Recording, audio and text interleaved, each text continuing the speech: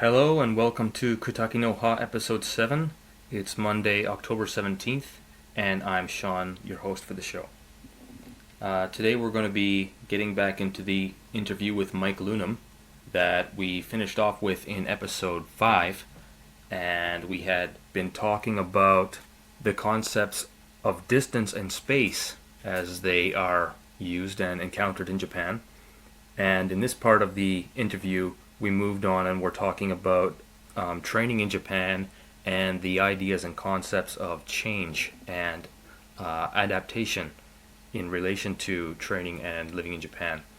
So we'll get into that interview with Mike.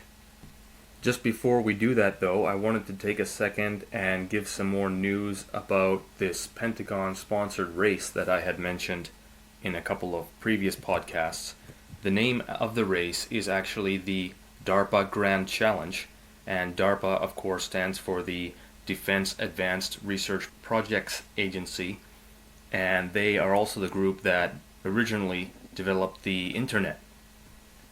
The purpose of this Grand Challenge was to develop a totally self-navigating vehicle which could navigate a long stretch of desert road with no human remote control, but fully and robotically self-navigating. And the winner of that contest was a vehicle called Stanley, and one of our Buyu from California named Adrian was on the team that developed that vehicle, and he was specifically involved in developing the robotic eyes for this vehicle. You can see Stanley in action on the Grand Challenge website at www.grandchallenge.org. Grand Challenge is one word. And if you click on the downloads link in the upper left and then select the Stanley video, you can see this vehicle navigating, and it's really quite fascinating to watch. So congratulations to the Stanley team, and congratulations to our Buyu Adrian for his work in creating that technological marvel. And now without further ado, we'll get into the interview with Mike Loonam. The interview in this episode ends a little bit abruptly because that was a point where I had to cut the interview for the length of this episode, and so we'll pick up the interview in the next episode where it's left off in this one. So without any further delay, here's the interview. Back to training stuff. Yep. You've been training here in Japan for quite a while, so what would you say maybe in training has been the most valuable thing that you've learned out of your years here in Japan? I'm trying not to sound corny and philosophical, but change is the word. I think you have to see yourself changing. You have to know that you can't stay the same. You have to change and re-examine what you've learned and throw it away maybe and start again from scratch. So I came over and I thought, oh my god, my basics aren't up to scratch. They're not like gonna give me the movement that I can see over here. These people have come from a different start point and a different methodology, and it seemed like the best thing to do was to change. So I tried to change that, and then I went to a lot of different dojos, and they all had different styles of teaching and learning and techniques. So and rather than kind of hold on to just one of those and make that the core, I would try and adapt to each training and try and move like that teacher a little bit, or try and think the way they're thinking. And so it has to be changed. You have to be prepared to change yourself before you can change anything else. So, and hopefully that transcribes quite well into training. And if you ever have to use it, of course you have to adapt to the attack, and that's what it's all about. But yeah, things have just changed over the years so much, and the more you look back and the more you examine the changes, you see there's a lot more changes. Like if I was here training a year, I think, oh, we're doing this way these days, and then 3-4 years later, I'm like, oh my god, there was 20 changes in that one change that I saw as one change a few years ago.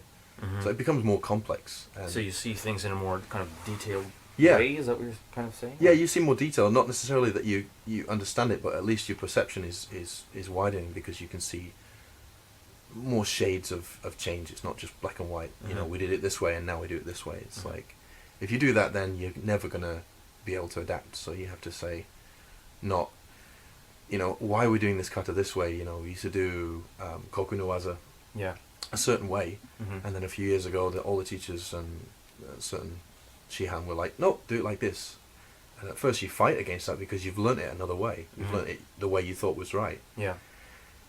And if you cling onto that, then you'll just stagnate. You'll just freeze in that point, and that's hopefully not what Hatsumi's trying to give to people. It's you have to flux and you have to oscillate and find a balance by going to extremes, maybe. Mm-hmm. Mm-hmm. And for me, I kind of made that physical by doing a technique when I was shown, when somebody showed me a technique. Do it too much or do it too little or do it too powerfully or do it with no power at all, and then find somewhere in the middle of that Mm-hmm. where it works, Mm-hmm. and then throw it all away, Mm-hmm. because I can't let too much of myself into that technique, Mm-hmm. because up to that point it really is. It's about me testing myself with different spaces and parameters for the technique. And I got some hints from other martial arts that I've tried while I've been here as well, but Mm-hmm. and they have similarities with Bujinkan, but the Bujinkan for me still has so much potential, and this change is really what it's all about. So Mm-hmm. So you've tried other martial arts since you came to Japan? just one or two, Mm-hmm. kind of traditional, again not sport based, Mm-hmm. but kind of traditional kind of Japanese arts. Mm-hmm.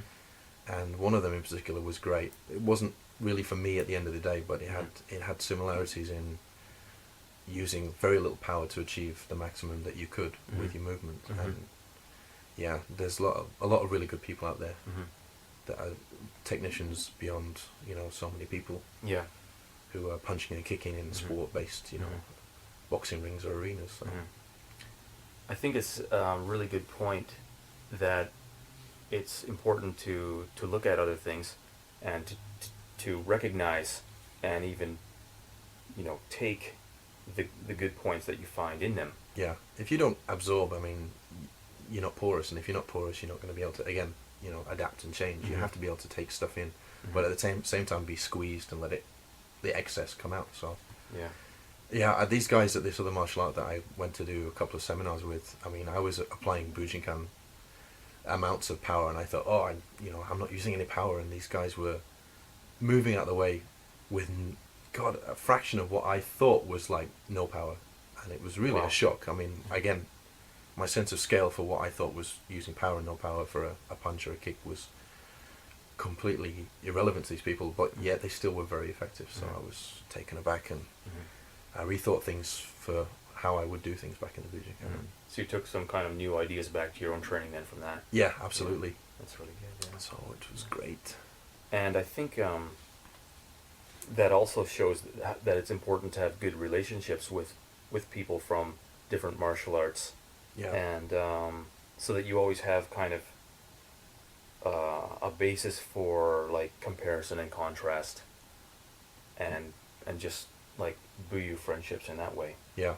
I mean, buyu has become a really big word in the Bujinkan recently, but I think most people use it to refer to only to friendships with other Bujinkan people, Right. and not with, say, a really good martial friendship with someone from a completely different martial art. Yeah.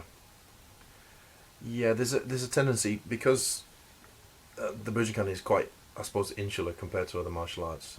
Other martial arts are really trying to maybe expand or grow or gain popularity, where the Bujinkan is just kind of fine as it is, and if you find it or it finds you, then it's great. But still, there's a bubble, and yeah, you have to like be able to match what other people are doing, and open your mind. And this other martial art that I did, their etiquette was just so much more than the Bujinkan will ever have. Mm-hmm. I mean, there was like 3 or 4 bows before we actually did the technique, and then Mhm. we were bowing as we move away a certain distance and bowing, Mm-hmm. and that was really difficult to get used to. Mhm. But it was a learning experience, and it's the same thing. You have to expand how you interact with people, not just the way that you know, but be able to take a step back and look at somebody else's way of doing things and say, can I do that, and can I comply with what they're doing, Mm-hmm. in order to increase the quality of the friendship or the relationship. Mhm. And yeah, I mean, it's peace at the end of the day, isn't it? I mean, Yeah, yeah. rivalries and cliques, and our dojo is better than your dojo is not gonna help anybody. So Mm-hmm. yeah, they were good people to see, and I want to get back there sometime, but Yeah. Bujinkan keeps you busy. Yeah. Well, that kind of adaptation, that aspect of things also, of course, is very important from the perspective of moving over here and living here as a foreigner, because Yeah, it's a mirror. you're presented with so much of a completely different mentality. Yeah. And if you don't, if you're not soft and pliable and like a sponge, as you said, then you can't really learn to cope very well. Yeah, it really will. If you're not at all flexible, then it will really snap you on some level, and people can get very, very stressed out simply because they, like we said, they don't understand the space, or they don't understand that it's, even though we're all people, there's certain differences that still have to be respected. Mm-hmm. And if you don't respect those, then they'll bend you to breaking point and stress you out. Mm-hmm. Mm-hmm. And I don't know, you have to really be flexible, I think. Yeah. Especially here. Yeah. It's so different to the West and how people do things. So. And I think here, as a foreigner, it's really hard and a challenge to maintain the flexibility to maintain like a middle line. Yeah. Like you see a lot of people, they've been here for 20 years, they've been here for 30 years, and they can't speak a word of Japanese, and they know next to nothing about any kind of depth of Japanese culture. Yeah. And of course they're ostracized from the culture, and you know they're not really welcomed to the degree that other people would be by Japanese people. Right. But it's really their own fault because they haven't taken the time, they haven't taken the interest, and they might as well be living anywhere else in the world, and it wouldn't matter if it was Japan or not. Yeah, they could just be watching the video of the movie of Japan. It's like the book of the film of the video, but it. But on the other hand, too, if you try a little bit, the Japanese are so accommodating with Mhm. that. And if you Mhm. try and learn a little bit of language and go into a dojo and say thank you, when it should be the word thank you, and you know, somebody last week in the dojo was to the teacher, the Japanese shihan, was instead of saying yes as an affirmative in Japanese, instead of saying hi, they were saying like so. And I was just like cringing, because you know you wouldn't say that to somebody who's kind of senior, would you? It's a little bit Mhm. sort of yeah, condescending, yes. and a lot of times, you know, Those you points just are wish. really hard. Yeah, they're really hard to pick up unless somebody like tells you. But if you go to somebody and say, hey, you know, you shouldn't really, they might take it personally, and sort of bruised egos would ensue. So it's Mhm. really tricky sometimes. Mm-hmm. Mm-hmm. So that's, you really have to do all the work yourself, and that's I Yeah. think the clincher with being Yeah. a foreigner is you Yeah. have to do so much work. Yeah, and I think it's important, like for example, in that case too, it shows how important listening and being aware Yeah. of your surroundings is.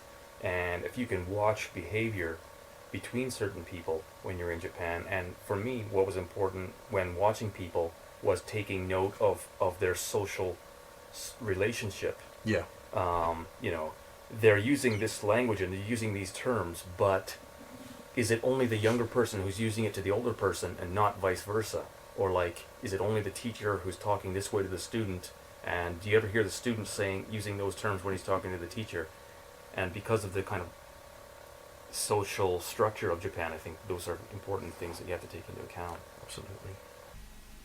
And that concludes this section of the interview with Mike. We're going to be continuing to talk with Mike about adapting to Japanese culture, the dojo that Mike trains in Japan, and some of his thoughts on the future of his training and things like that in the next and final section of this interview, which will be probably in episode 8 in the next podcast.